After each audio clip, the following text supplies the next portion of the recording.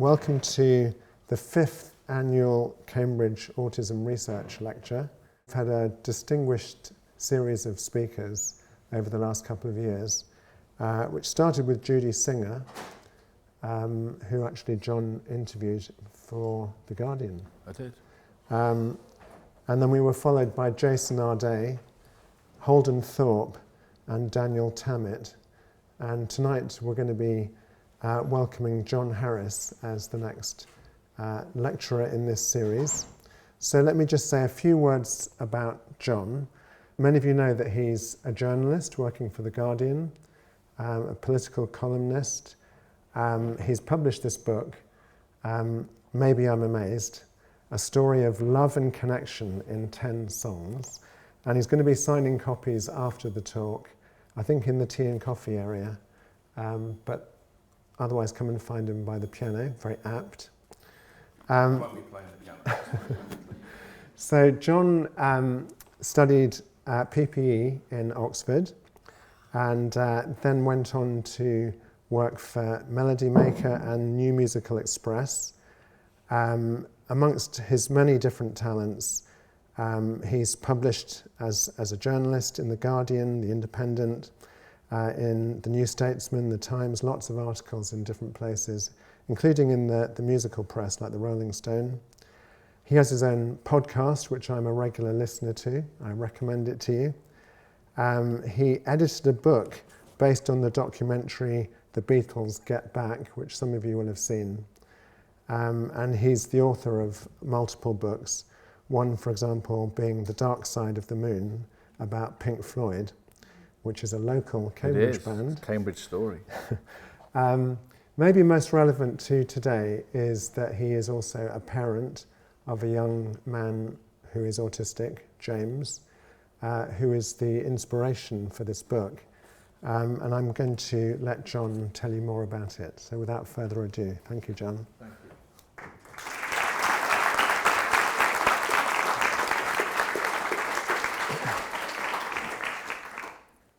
It's a great honour to be here. Thank you to Simon and everyone who has made this happen. I'm going to talk to you about the substance of the book, really.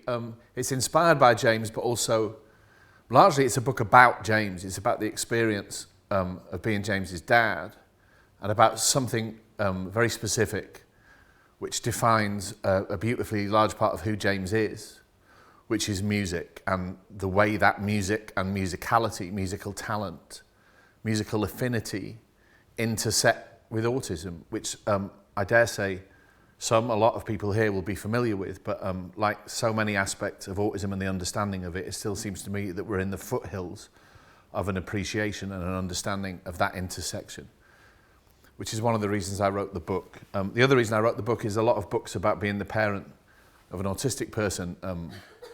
Unfortunately, it still feels like they sort of fall into the category of misery memoirs very often. And as you can tell by the cover of this book, this is the absolute opposite. This is not a miserable book. It's a book about amazement as much as anything else, which is a lovely thing to write about, particularly when you're a political journalist at this point in history. There's not much happiness or amazement. Or if there is amazement in modern politics, it's entirely of the wrong kind. So I'm going to speak to start with for about 20 minutes, and then Simon and I will have a brief conversation, and then we'll commence a discussion. I'm going to try in this part to tell you 2 stories about my son James. I think I hit the space bar at this point, and you'll see who he is. Yes, there he is. Almost life-size. James is now 19, so I'll tell you quite a lot about him, but the other story I'm going to tell you is about music and the human mind, and it's not a story I would have even begun to think about had I not been James's dad. James was born in 2006. At that point, I was just coming out of being a full-time music writer. I'd done that since I was 19 years old. I was a freelance music writer while I was at university, at the other place. As Simon mentioned, I did the degree that ruins the world, so I'll get my apology in quickly. I'm not one of the people who used it to ruin the world. I'd been completely obsessed with music since I was about 5 years old. that had led me into being a full-time music writer. And during the time that I was a full-time music writer, I'd met James's mum, Ginny, my partner. Ginny, at that point, was working for a record company, and she went on to be the head of press at Warner Brothers Records. So we met really thanks to our shared obsession with music. When we had James, we were first-time parents. And by the time James was around 2.5 years old, he was a seemingly happy, endlessly curious toddler. He started to walk and talk a little later than most other kids, but I recall asking my mum about that, and she said, well, you were the same. And by and large, our days as parents at that point passed in that lovely sort of weightless, pleasurable way common to most new parents. But from very early on, it was obvious that James loved music. When he listened to his favourite songs by the Beatles in particular, and I'm talking here like when he was not even 1, they sent him clearly into a rapturous state. Now, you're quite a young audience, but I dare say there will be some people here who can remember the classic iPod. This is a sort of distant Stone Age object these days, but archaeologists come across them from time to time. It's a small device about the size of a Twix. It's the same sort of size as a modern iPhone, really, that could hold tens of thousands of songs in the days when we would download songs onto our devices. And it completely revolutionized lots of people's relationship with music, mine included. I bought one not long after James was born, and by the time James was not much older than 2, with no input from me, he'd confidently taught himself how to use it, comprehensively. So he understood that there was one side of it you could use via artists, another bit via albums, another bit via songs, and what the click wheel did, and all of that. I sort of waved goodbye to that iPod quite quickly. It became his. And as I watched James do that, I discovered something else. Some of the music on my iPod, that's a CD player. It's an even more Stone Age object. And that's James aged about 7 in a Kraftwerk t-shirt. There's not many 7-year-olds wear Kraftwerk t-shirts, but we'll come on to that. So a lot of the songs on the iPod had cover art with them, and that seemed to be the way that James was navigating his way to them, right? Like any toddler would. But there were some songs that didn't have cover art with them, where you had to be able to read the song title and the name of the band. And he would find his way to those as well. So I thought, whoa, what's going on here? So one day I just got a piece of paper and I wrote down I Am the Walrus, the Beatles song title on it, and I held it up. James was not much older than 2 at this point, and he looked at it and he said, I am the Walrus. Oh, okay, wow. So I wrote down another one, Hey Jude, and I held that up and he said, Hey Jude.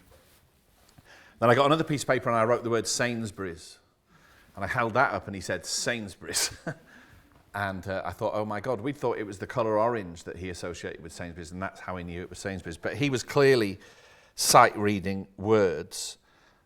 He was able to memorise the text of his favourite books from start to finish and recite them. One afternoon, which I clearly remember, the iPod started playing Paperback Writer by the Beatles, #1 hit from 1966. And as it played from the start, really, James fixed me with this very intense look, and he sang along with the whole thing completely verbatim. Dear sir or madam, will you read my book, etc., etc. That seemed to me to be quite amazing, really. As did other aspects of the songs that he liked, as well as the Beatles. He was probably the only 3-year-old in history who was obsessed with the British 1970s band Mott the Hoople. I don't think that had happened before anywhere on earth. It took me till I was about 35 to even know about Mott the Hoople. He was 3. All these things seemed faintly magical. But as I said a moment ago, there were things about James that were nagging at me a little bit. People said he was placid. That was their word. His use of language was kind of staccato. It was full of nouns, but there were not many verbs. He didn't ask many questions. He had problems following instructions, and at his nursery, he often seemed to be almost indifferent to the other kids.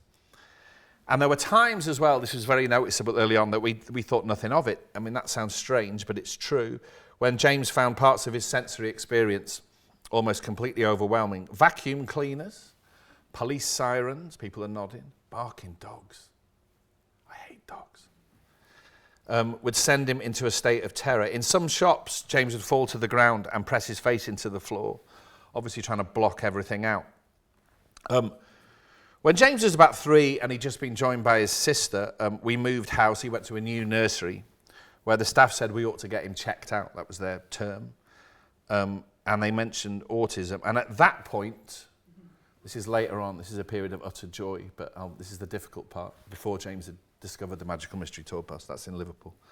There was a period of about 6 months with his formal diagnosis of autism was about halfway through, when most of the magical things that I've just talked about were sort of pathologized, and we were constantly told about things James couldn't do and would probably never be able to do. I remember all this quite clearly. A steady stream of people from the NHS and the local council would visit the house, and they would always have a cardboard box with them full of like really bog standard developmental testing paraphernalia, and they would do things like putting marbles on the floor, and they'd see whether James could pick them up or whether he could build a tower of bricks. And it was quite obvious that they had pass and fail boxes, or can and can't. I was acutely aware of that, which they were trying to sort of keep hidden somehow from me. But I didn't take, I think James knew what was going on as well, right? And I had this weird muscle memory of when I was at school. Because I'm old, I was educated at a time when it was thought that if you couldn't do a forward roll when you were about 5 years old, there was something terribly wrong with you. And that was kind of driven into me to the point I thought if you went for a job interview when you were an adult, the first thing they'd say was do a forward roll, right?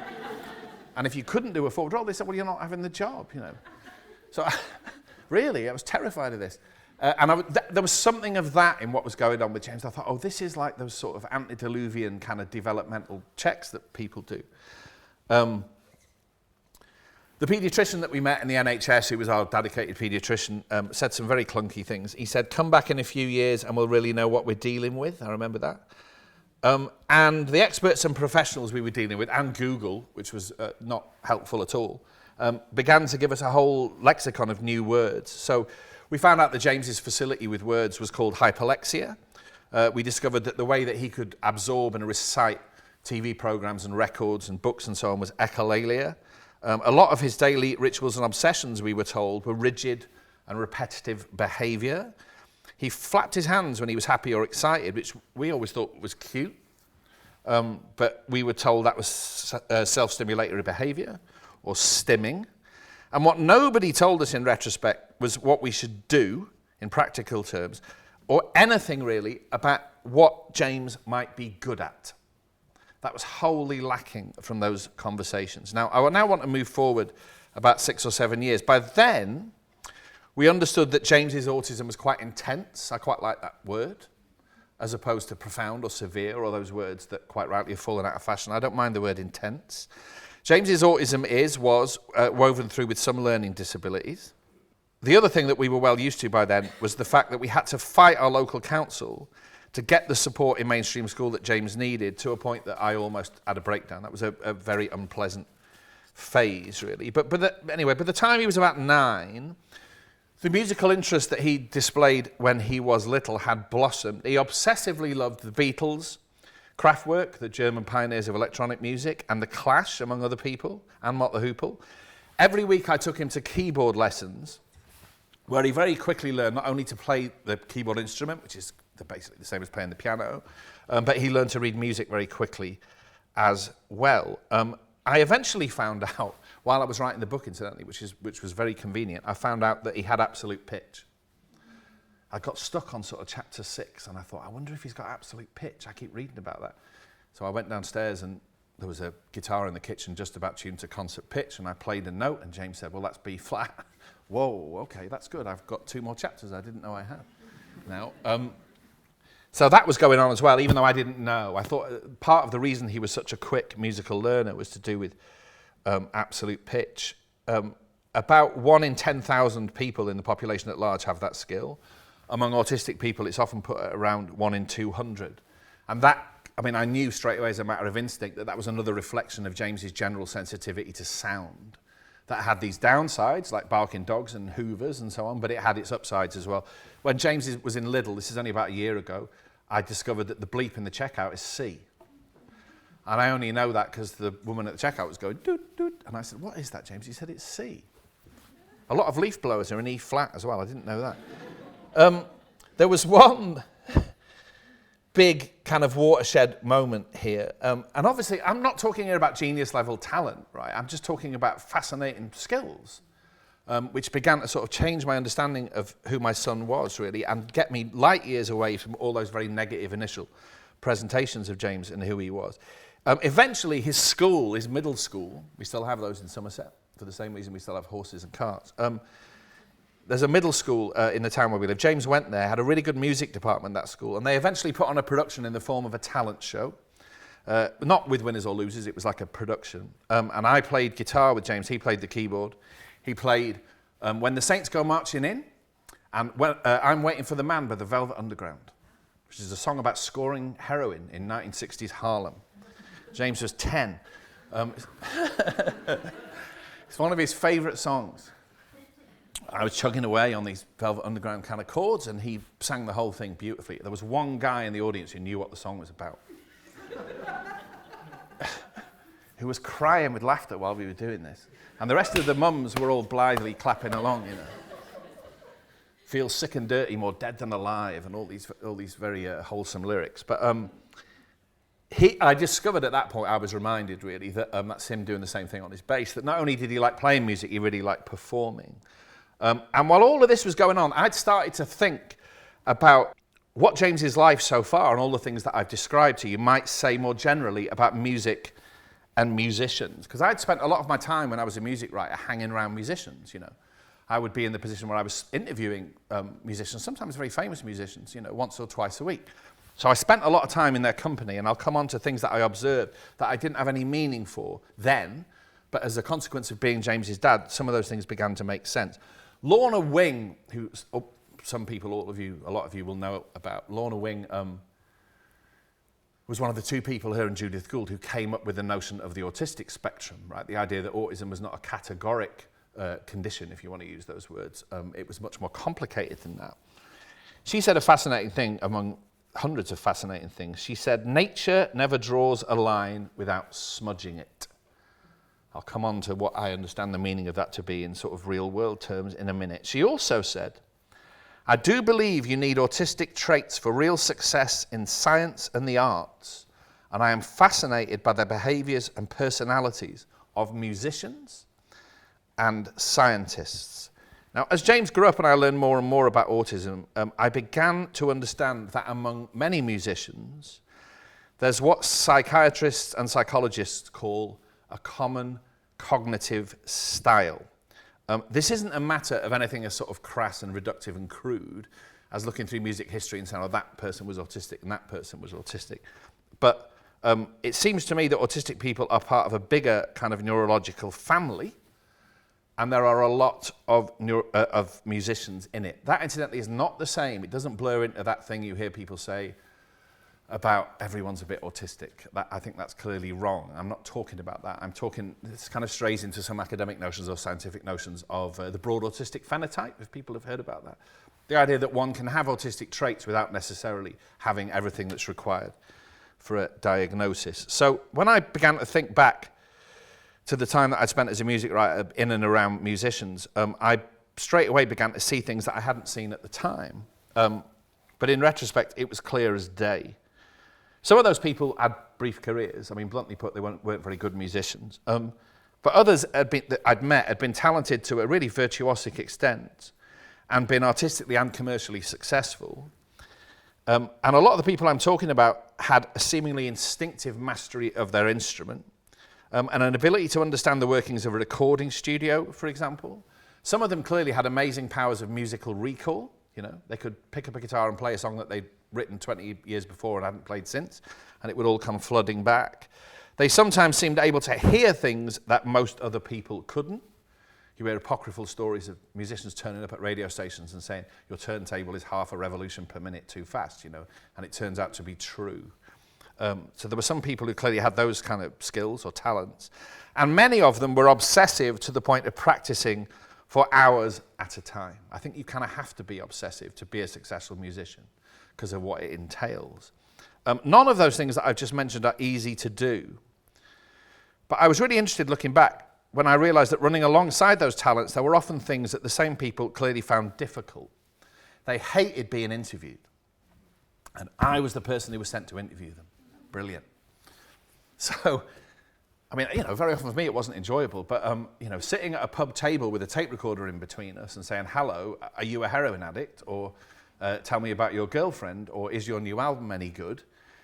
Some musicians really liked that, right? The idea that they were suddenly being given a megaphone and, they would be in the following week's music press. But other people, it was like pulling teeth. It was really, really difficult, to the point that you sometimes feel like just saying, let's just not do this, right? But that was often clearly obvious. Some of these people evidently, therefore, were not great conversationalists. Very often they seemed to be, and were, shy and solitudinous. In retrospect as well, some of these people had difficulties with what psychologists call executive function, which, as you know, is basically the ability to plan how you get from A to B to C. And in fact, a lot of the more successful musicians I met had someone to do that stuff for them, right? They were called a tour manager. And the tour manager would knock on their door every morning and say, Dave, lobby in 20 minutes. And Dave would say, I can't find my shoes. And they'd say, I'll come in your room and I'll find your shoes. And today we're going to Milwaukee and that's the bus over there and the gig's tonight, And I remember thinking at the time, why did they need this help? It's because they're all drug addicts. That must be why, right? Not the case. They were brilliant at some things and not so brilliant at others. And this kind of set of parallel traits, in retrospect, seem to recur time and again. Now, one of the real pleasures of writing my book was the chance that I got to talk to psychologists and neuroscientists about autism, or what we now call neurodivergence, and immerse myself in academic and scientific research about a lot of the things that I've just talked about. And very often, to come to the understanding that what I was reading about, were things that I'd seen reflected in my son, but also lots of the musicians that I'd mentioned. And in some instances, me myself. Right? Some of this was a process of self-discovery. So one of the most revelatory ideas I came across was the idea of monotropism, which up until tonight I've been pronouncing monotropism entirely incorrectly. In the work of Dinah Murray, Wen Lawson and Mike Lesser, all of whom are autistic themselves, the idea that although neurotypical people can easily spread their mind's focus, many neurodivergent people tend to have a preference, really, for concentrating on a comparatively narrow range of ideas. And in some cases, the sort of single fixations that give monotropism its name. There's a quote from their paper about this subject, which came out in 2009. They said, the splintered skill sets associated with autism depend on which interests have been fired into monotropic superdrive, which is a great name for a band, and which have been left unstimulated by any felt experience. I think monotropism is quite a good key to understanding a large part of what autism is. There's a whole universe of possible explanations for various aspects of human creativity and endeavour in that idea, and a lot of what comes with it. There's a sort of vulgarised version of something Simon Baron-Cohen talks about, which I use when I'm talking about the book. The idea that in the quintessential primeval village, there was someone who went up to the cave with 2 sticks and some dried grass, and 2 weeks later came down and said, well, I've done it. And the idea that that person was probably neurodivergent, and that monotropism is one of the things that conveniently explains that level of sort of hyper-focus, such that you can do that, without which, it seems to me, we wouldn't have had large swathes of human progress. To mention Simon again, there's a self-evident aspect of musical ability, which is about a facility with patterns and the ability to systemize. If you can play an instrument, once you're aware of those ideas about systemizing and patterns and so on, you begin to kind of understand something that up to that point you understood instinctively. So I play the guitar, and I didn't really know about systemizing until I read some of Simon's work.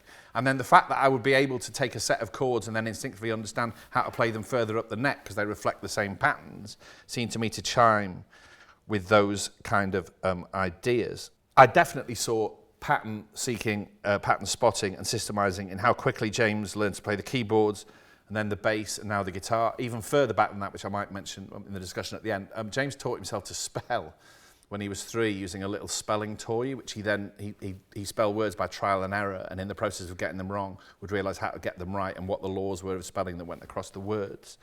So I'd seen that very, very close up.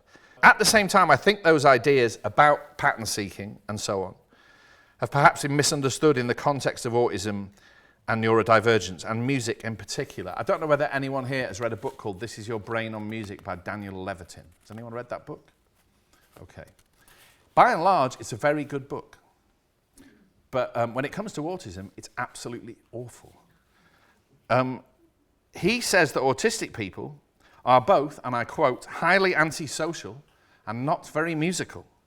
And he talks about, another quote, an utter inability to appreciate the aesthetic qualities of art and music. He says very boldly that what attracts autistic people to music is its structure. And that's about as far as it goes. That's complete rubbish, in my opinion. It's certainly not my experience with James at all, as you can tell by the rapturous state he's in that guitar shop. It's not very hard to find lots of material about autistic people having an intense emotional relationship with music. More to the point, one of the most fascinating areas of research I discovered when I was writing the book was about how music seems to be a much stronger carrier of emotion to autistic people. There's an academic who works out of Goldsmiths called Pamela Heaton, who's done research about this. And she discovered sort of prima facie evidence, based on research, trials, that although autistic people find reading emotion into facial expressions, for example, very, very hard sometimes, to divine or spot instantly the emotion that a particular piece of music is clearly written or intended to carry comes much more easy. I think that's really interesting. And I've seen proof of that with my son. There's a bit in the book where during lockdown I'm really bored. And I thought, well, let's do a quick experiment here. And so I put on a succession of records and say, what was this person feeling? And I played him Ace of Spades by Motorhead. And he said, angry. And I played him All Right by Supergrass, very jolly sort of summery record. And he said, happy. And then I played him Music for Airports by Brian Eno. And he said, oh, that's relaxed, you know. And I know when James is at school, up to now, they've done a lot of work, you know, with emojis and trying to show James what emotion maps onto what facial expression. With music, he seemed to understand that as a matter of instinct. So, two things seem to be going on there.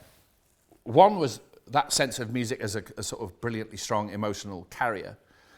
But then how that sort of linked to the idea that James was, and Perfect Pitch is another sign of this, that he was hearing music in a way that most people don't, that the potency of music as an emotional carrier for an autistic person is partly because of how intensely they hear music, which, as some of you will know, maps onto that notion of autistic people being kind of hypersensitive in sensory terms across all of their senses. This obviously is about listening and hearing.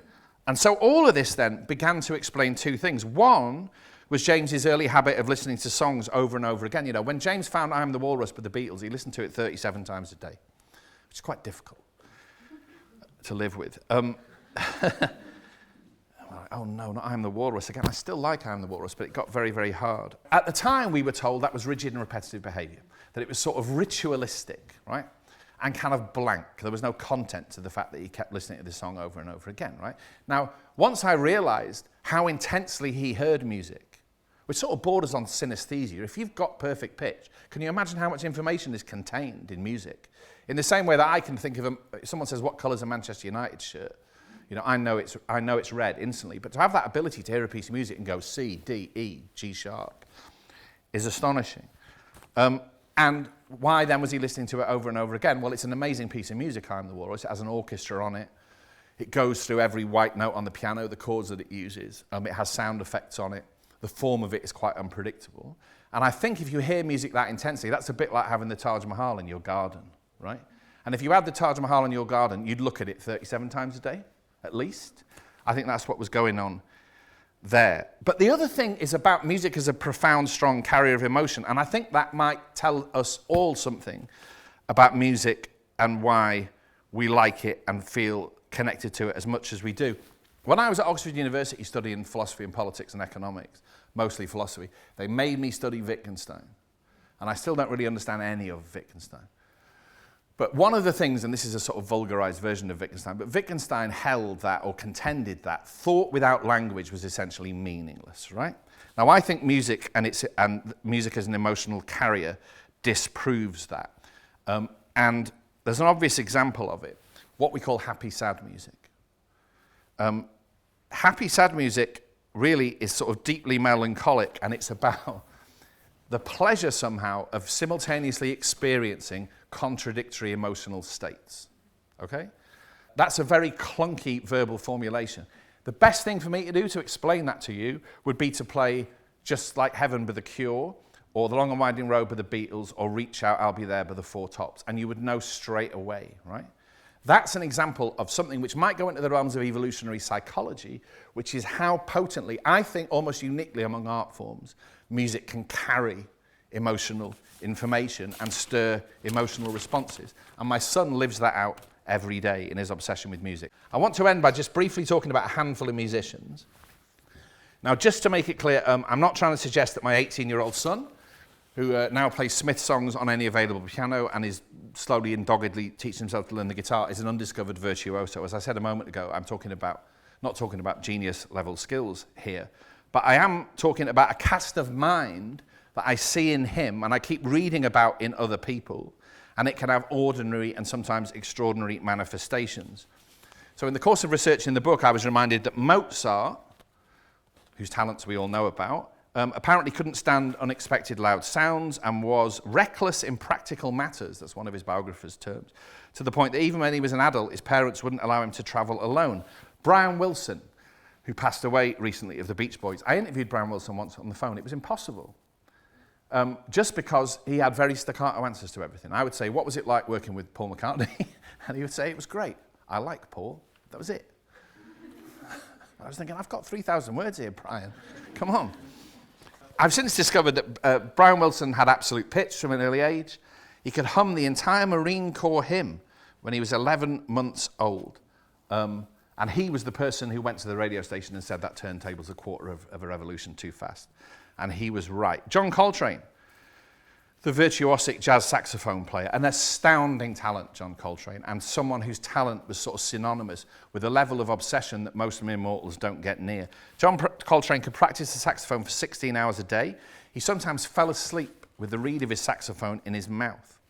His second wife, Alice, said he didn't care for socializing, and I don't care for socializing, so that's sort of the way it was. Prince is another interesting example. Prince, again, a virtuoso across just about every conceivable instrument.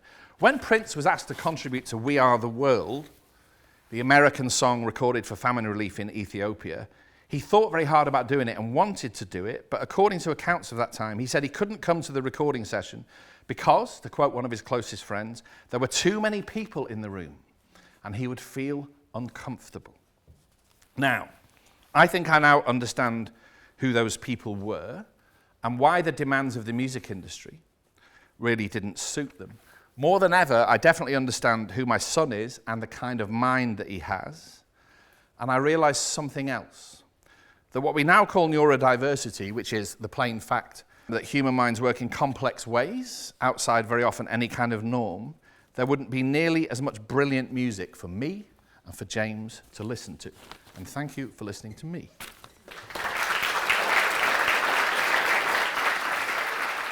But first of all, a big thank you, John. Thank you. That was really stunning, actually. Wow. So I really enjoyed the book. I recommend it. But you got a little taster of it from John's lecture tonight. Maybe I could sort of pick up on just the close of your speech, which was about neurodiversity. Yeah.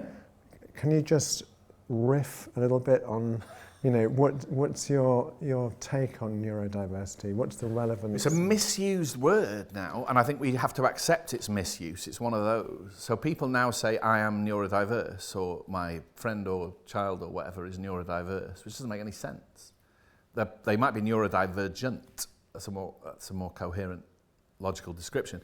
Neurodiversity, as Judy Singer said to me when I interviewed her at your suggestion, for 4 hours. Cheers, Simon. They had no problem with her like Brian Wilson. It was the complete opposite.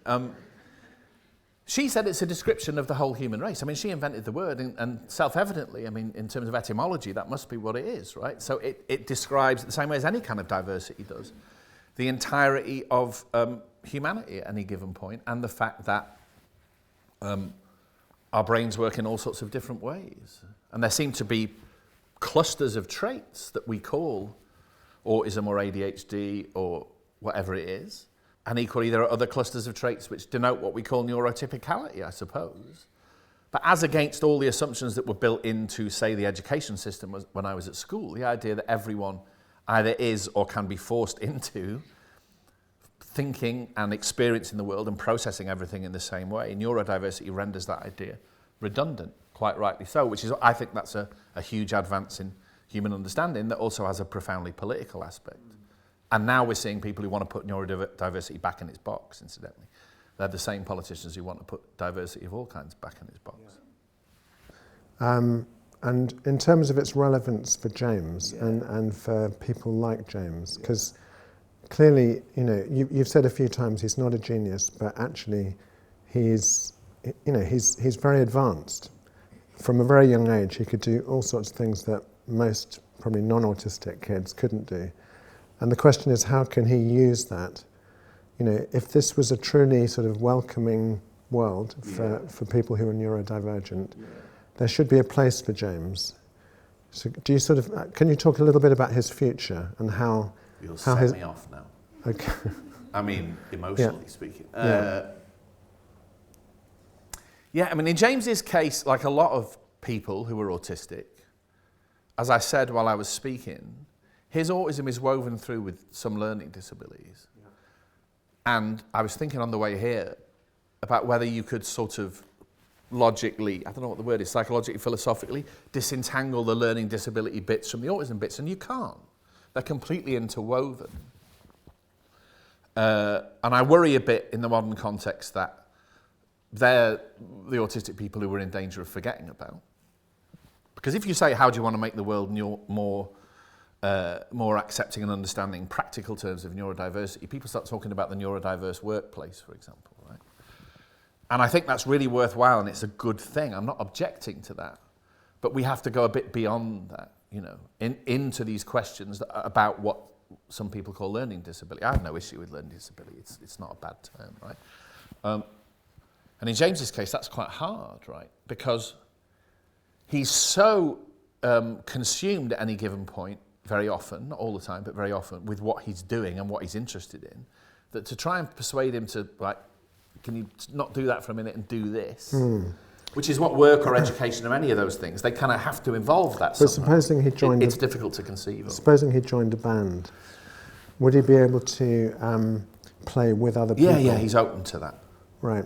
I know James goes to a music youth club every Friday, right, where the people who run the music youth club will come in and say, right, we're going to try this today, and that requires stepping out of, left to his own devices, and it's what happens in the break time at Music Youth Club. James, at the moment, just wants to play stroke songs all the time, right?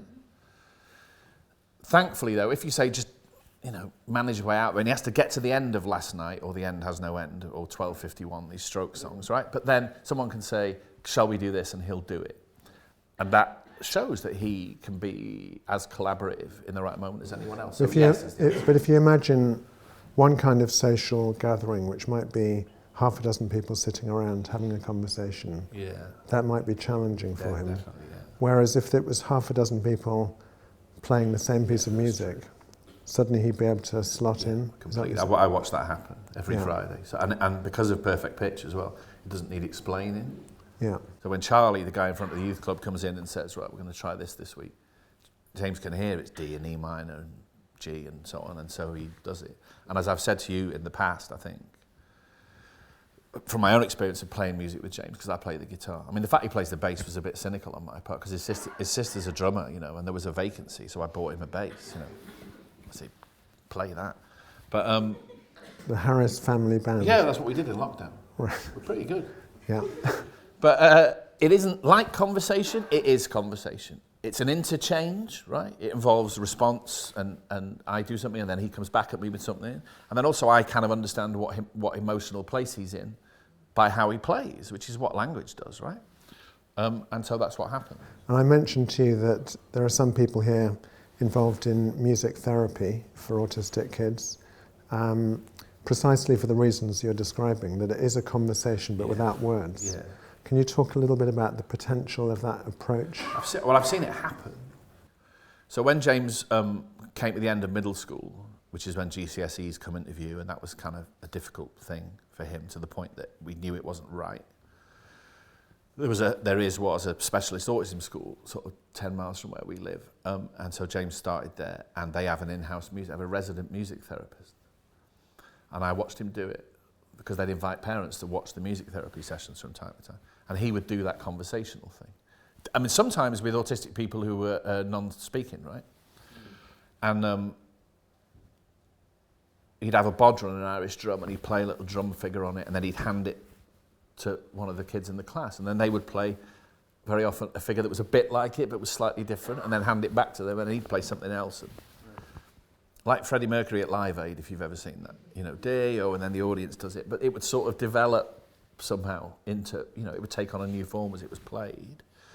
And obviously he was doing that to, I don't know what the word is, kind of develop or inculcate the idea of a conversational exchange. I mean, when James wasn't, conversation is a very difficult notion for James, but we used to play word association with him, so with Clash songs. His speech therapist had to learn the repertoire of the Clash, right? And so she would go, rock the Casbah, and he'd say, should I say, should I go? And on it would go, because that's interchange. And I see that happen with music therapy, very, very similar.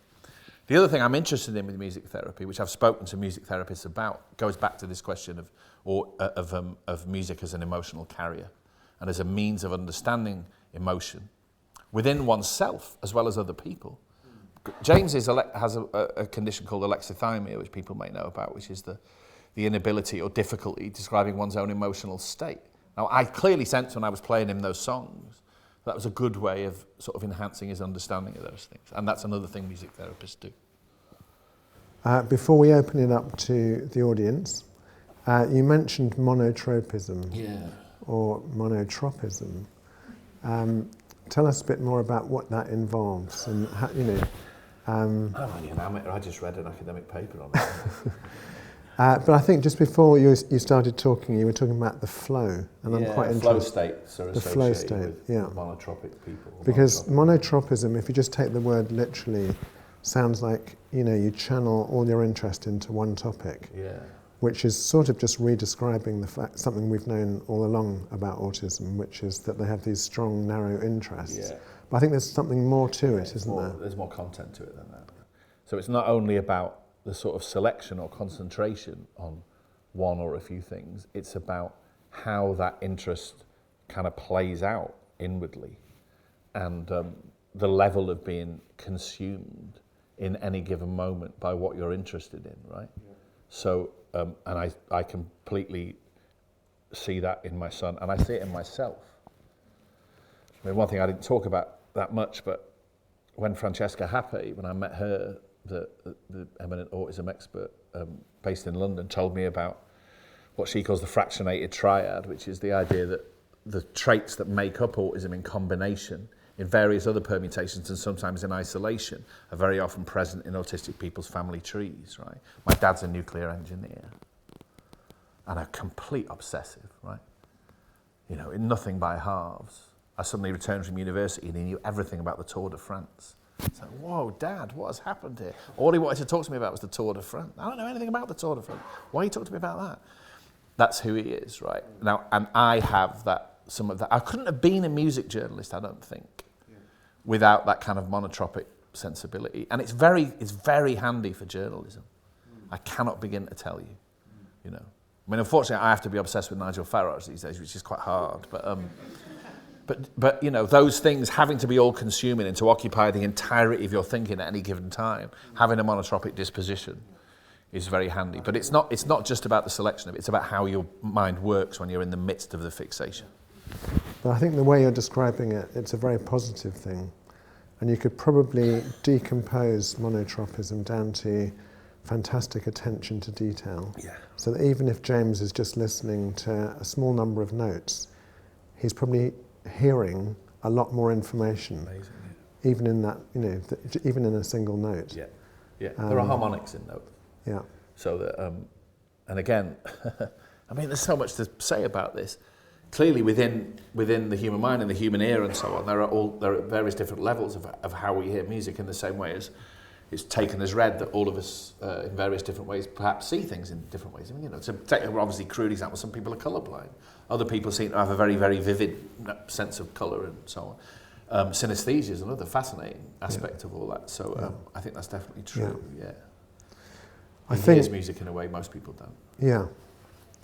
I hope it's come across to you that this is a very positive book, that we've moved quite a long way in James's 18 years from a view of autism which was quite negative to recognising the differences, many of which are strengths or talents in autistic people.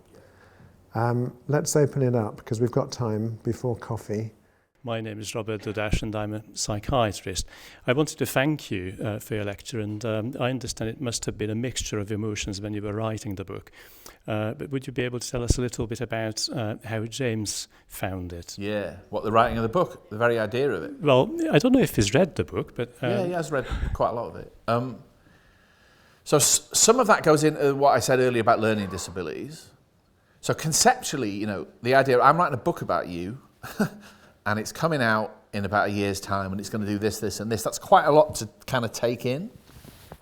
And in the same way that if I ask James big questions like, you know, what do you want to do when you grow up and so on, I mean, they're conceptually quite difficult. That's kind of, that almost gets you to the core of some of his learning disabilities, so-called learning disabilities. But I had a hell of a sense of a duty of care, clearly. The book is not about every aspect of James growing up. Some of it is nobody's business apart from me and him, you know.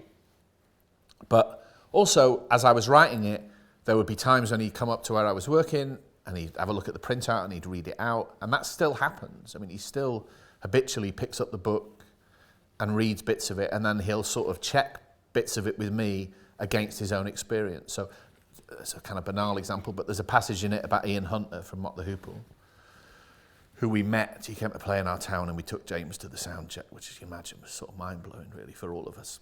For Ian Hunter, probably, as well. Ian Hunter was like 79 at the time, and there was this 9-year-old who knew his entire repertoire. But I write in the book he had a tobacco-coloured acoustic guitar.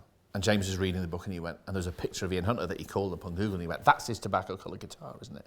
So in that sense, he's very up to speed with it and likes it. And we had launch parties, and he's been to events. Simon and I did an event in Hay, and James was sitting in the front row. So he's very, very aware of it. But at the same time, I was keenly aware of, as I say, of my duty of care to him. But there was a positive aspect in writing it, which was that it's in the nature of James's, how old James is, that the way that we deliver education and care means that he's faced with what they call a cliff edge, right? That his education provision quite quickly will come to an end. And I'll be honest, I thought it would be a good idea to make him slightly famous. I thought that, well, it's not going to hurt. Thank you, John. That was really fascinating. And I was particularly sort of quite inspired by your closing statements about how without sort of the neurodiversity, we wouldn't have so much like fantastic music to listen to. So many questions, but the one I'm sort of most curious about is, are there any musical instruments that James finds himself averse to? So you've mentioned sort of bass and guitar. Piano is technically a stringed instrument as well. Are there any instruments like, say, the full range, say from didgeridoos through to sort of recorders? Are there any instruments where he hears it and he says, nope, that is... like for sensory reasons almost. Yeah. Mozart was terrified of the trumpet, apparently. Aren't we all? I'm not, actually. I like the sound of a trumpet. Miles Davis, do you know what I mean? Come on. No, actually. And what I tend to find, have you ever, I don't know whether you have one of these in Cambridge, there's a chain of shops called Hobgoblin. And Hobgoblin sells these really arcane acoustic instruments. It sells guitars and mandolins and stuff. And then there's things you have to go, well, what's that? And the guy says, oh, it's a bouzouki. I think they sell didgeridoos. You know, and percussion instruments, the likes of which, like a cabasa, you know what that is, where you go like that and it kind of goes ch-ch-ch-ch. Just every arcane musical instrument from a Western perspective that you would ever hope to find. James finds going in there absolutely fascinating. I have to drag him out of Hobgoblin usually. So the answer is no. He's anything musical, you know. And I'm not dissimilar to this. If you're walking down the street and there's a busker and so on, James is fascinated by it. And although, by and large, the music he likes is kind of what we might call rock music, electronic music he likes as well, pop music, whatever, which kind of reflects just who his parents are, really. You know, if I were in the car and Classic FM or Radio 3 come on, he'll be as interested in it as he would be if rock music came on. He likes John Coltrane a lot, because I do. So no is the answer, thankfully. I'll let you know if anything happens. Like, oh, you're right. He loathes the theremin, but we're not there yet. Let's take a few more questions. Helen? Cohen, this is my favourite bit. Thank you so much. I'm Helen O'Donnell. I'm a music therapist and working on the studies that we're doing here, as well as worked in the field for many years. And it's really moving to hear you speak from the inside out, really, as a parent. One of my colleagues made a documentary together with, I don't know, you might have heard of it, it's called Operation Syncopation. No. And it's a revisiting of music therapy happening with children with autism when they are adults, and made by Max Thompson, who himself lives with autism, and his father is Bill Thompson, who's a filmmaker. So it made me think about research which we're consumed with, and as a music therapist over these last 50 years we've had a huge emphasis on, you know, joining the medical field and therefore running randomized controlled trials, which we're in the middle of at the moment, in order to find convincing evidence about music. But you're working, I think of what you've just shared with us as a sort of autobiographical approach to research, really. It's a personal autobiographical way of doing research. And I wondered if you could comment on that. Do you think we should carry on trying to do this medical outcome measure-based research? What, as against the autobiographical approach? Or do it, I think we should do mixed method studies both. And do it all together, but I wanted to know your view. Well, it's interesting you asked that, because that comes up a lot in connection with journalism as well, actually. Because we do a sort of political journalism which is built on a loathing of the opinion poll. Like, we hate it. People who say, well, actually, you'll find that 76% of voters think that. It's like, well, that doesn't tell you anything. You know, I walk up and down the high street in Stoke-on-Trent and I say to people, why did you vote Leave? And then they tell me, right, in relation to their own lives, what do you do for a living, you know? How do you feel about the future and all that? Qualitative research, right? So it is, as you say, it's really, really important. And the question of how it sits within people's lives, right? And how you kind of read across the development of an aptitude or an interest in one thing, and then how it might colour outwardly a completely separate area of life, in the way that an acquaintance with music then might enhance someone's conversational capabilities and so on. I think the most vivid way of illustrating that very often is through direct experience, right? So it's really, really important. Having said that, what you're doing is really, really important as well, because if I were to write an article tomorrow about what music therapy can do as regards the development of children on the autistic spectrum or young people on the autistic spectrum, what I wrote would be missing a sort of vital component of authority if it didn't have research findings in it, right? But having said that, my first 3 paragraphs would be about my son and what I've observed happen. So, you know, both are necessary but not sufficient. So please don't stop what you're doing, this is my short answer. Hello. Hi. I just was wondering, when you mentioned the fact that as growing up, you would have heard people like mentioning few facts that he cannot do few things. And of course, as a parent, that would be a really hard thing to hear about your child.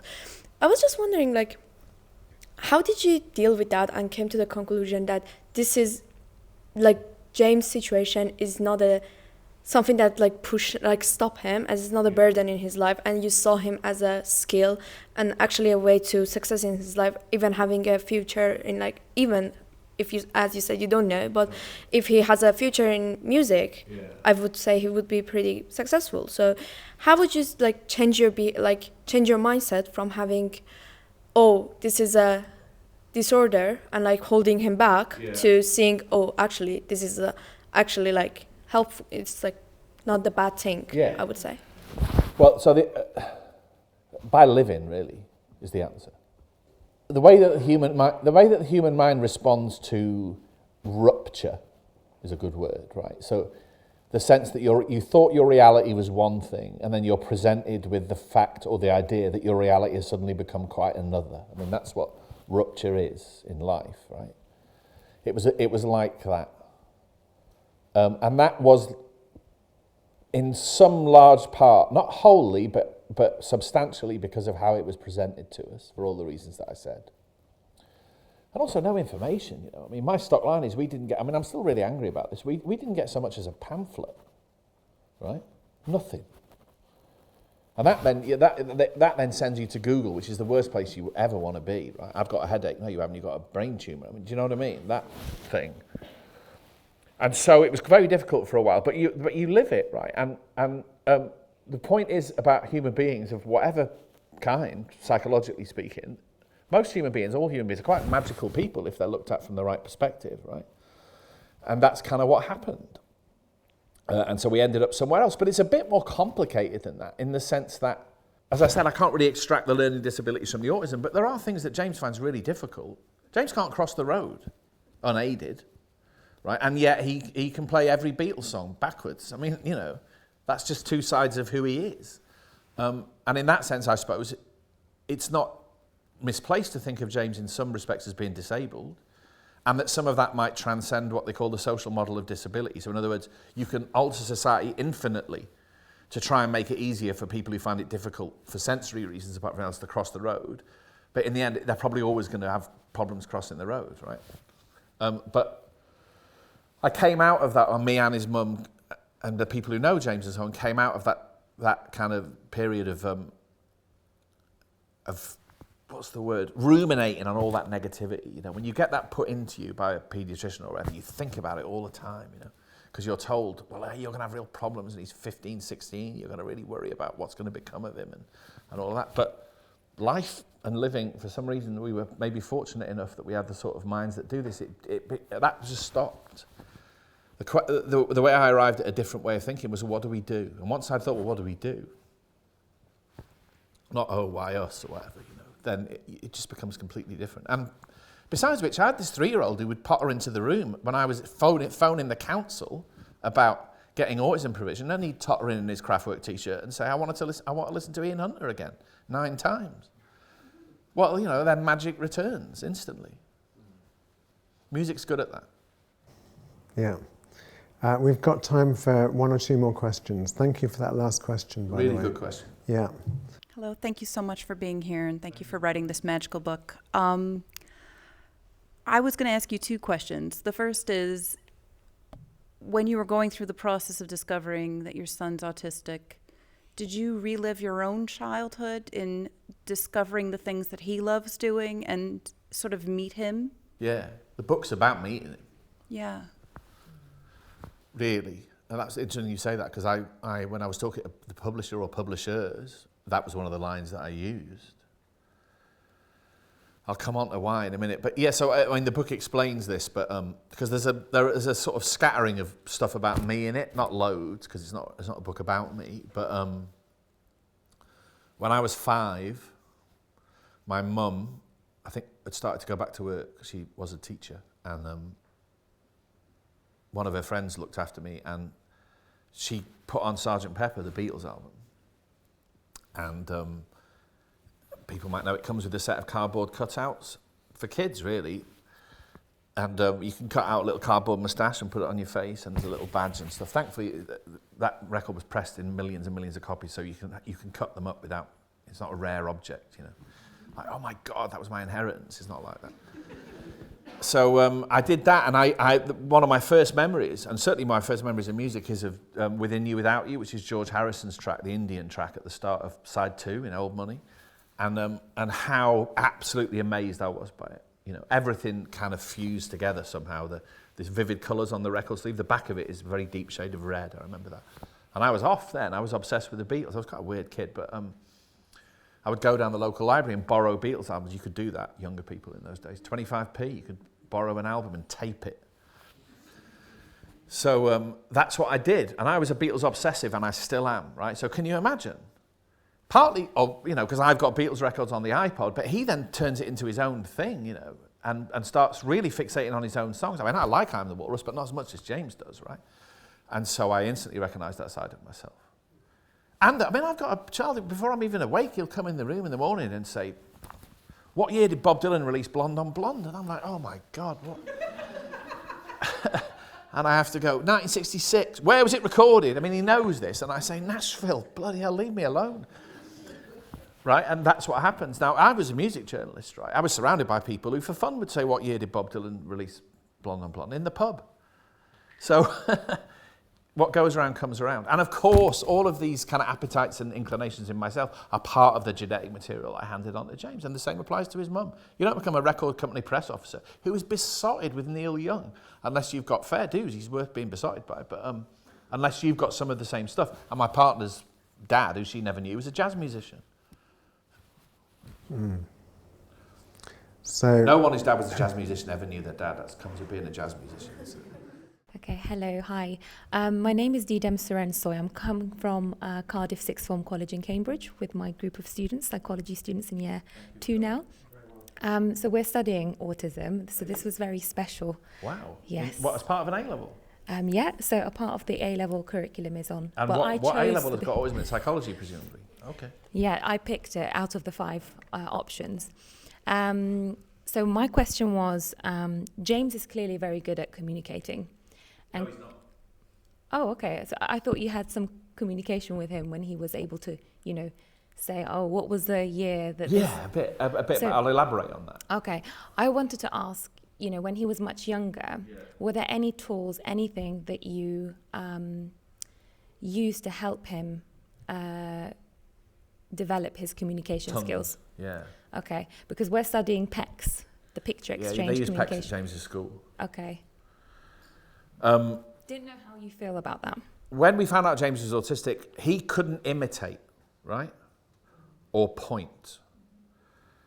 So if, you know, with neurotypical kids, most kids, if you want to use that term, you know, if you go like that, instinctively they go like that, right? I think that's called the mirror reflex, as I understand it. James didn't seem to have that.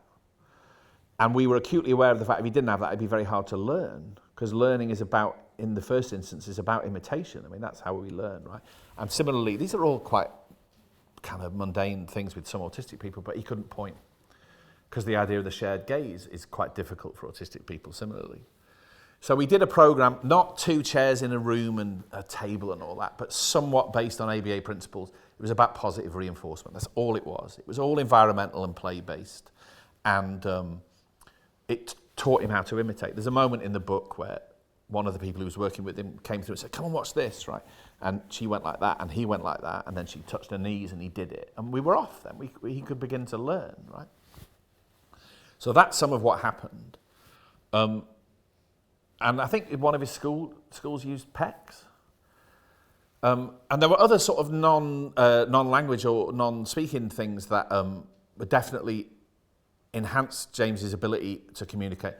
PowerPoint, I mean, I had no idea, right? But very often when James was little, he'd come home from school and he would make a PowerPoint presentation using Google Images of everything he'd done at school that day, unprompted. Just a visual representation of what he'd done, you know, which transcends language. Verbal communication is something James finds difficult. So if James comes in from school and I say, what did you do at school today? He'll go, I did maths, and that's it. And like, piss off is what he means, really. So, and interchange, it's not like I can say, what do you think about this? Or, you know, isn't that record great? It doesn't really work like that. A lot of it is just sort of tacit. It's understood between us. I mean, this sounds tremendously, what's the word? Unimportant outwardly. But if we're in the car and he has my phone and it's plugged into the car stereo or whatever, and he's choosing the music, which is what always happens, he'll put on Mock the Hoople or the Strokes or Magazine or the band or Bob Dylan or whatever it is, and like people do, the music starts and he looks at me as if to, and I know what he's saying. He's saying, isn't this great? Or isn't it great that I've put this on, right? It might sound strange, but that's sort of quite profound as a level of connection. So that's sort of how it works. The reason the book is called A Story of Love and Connection in 10 Songs is, I mean, the word connection is doing a lot of work there, is because music does what in other relationships between people language might do. And it's sort of what music was built for, right? I mean, that's no great revelation. That's what music is, you know. You know, bands say, oh, we make music for ourselves, and if anyone likes it, it's a bonus. That's what they always used to say when I interviewed them. It's rubbish, that. Like, come on, you've got to do better than that for a start. But also, music's not that. Music's inherently communicative. That's what it's for. And that's why it's entered our lives and remained there in the way that it has. And it's just as one final thought. I mean, the other motivation, apart from wanting to correct lots of misapprehensions about autism and you know, give some people a kind of crash course in it, because that happens in the book. You know, it's a bit of a strange book in that sense. You get Mott the Hoople on this page, and you get Uta Frith and Weak Central Coherence and Simon's work on the next page, and then craft work after that. I mean, that's kind of how it works. But the other motivation for doing it was just to say, right, isn't music great?